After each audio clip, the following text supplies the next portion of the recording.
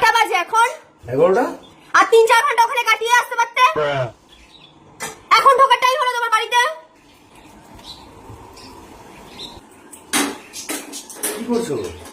ভাত বাড়ছি। ভাত বাসা হবে না। খেয়ে এসছো তুমি?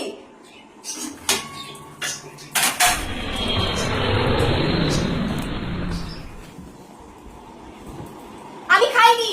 ये भी मेरी गलती है। আর খাবো না। কারণ বাবার ক্ষমতা নেই আমাকে খাওয়ানোর।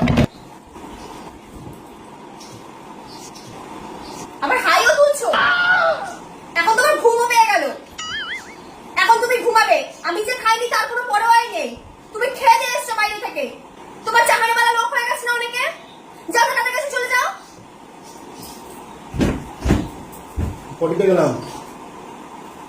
কোথায় আছো তুমি? ও তোমার পটিও পেয়ে গেল এখন। তুমি পটিতে আছো? মানে আমি খাইনি তার কোনো দেখার দরকার নেই তোমার। মানে আমার কি হলো না হলো কিছু দেখার দরকার নেই, তুমি পটিতে চলে যাচ্ছ।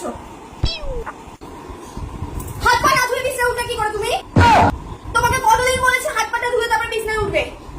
সবসময় তো বলতে হয় কেন তোমাকে?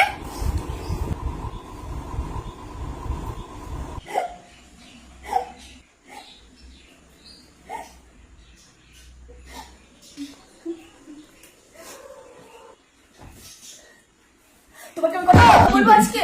কটা কথা বলি সেটা হচ্ছে বিয়ের পর তো কই কি সুন্দর আমার সাথে এক থালায় বসে আমরা দুজন মিলে ভাত খেতাম।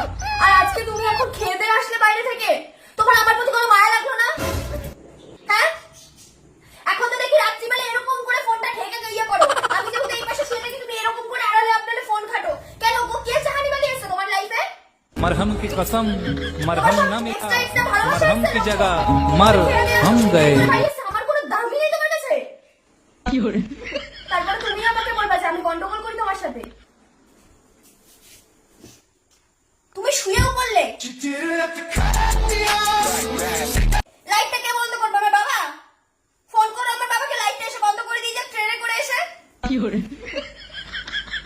কোথায় আমাকে একটু খাওয়াবে? সোনা মোনা বাবা বাচ্চা বলে একটুখানি খেতে দেবে আমাকে, সেটুকুও করো না পর্যন্ত। থাক আমি খাবো না, আমি এখন খাবো না। মানে তুমি এখানে চলেও আসলে, আমাকে বললে হলো একবার খাওয়ার কথা, তুমি নিজেও গেলে না। থাক আমি খাবো না।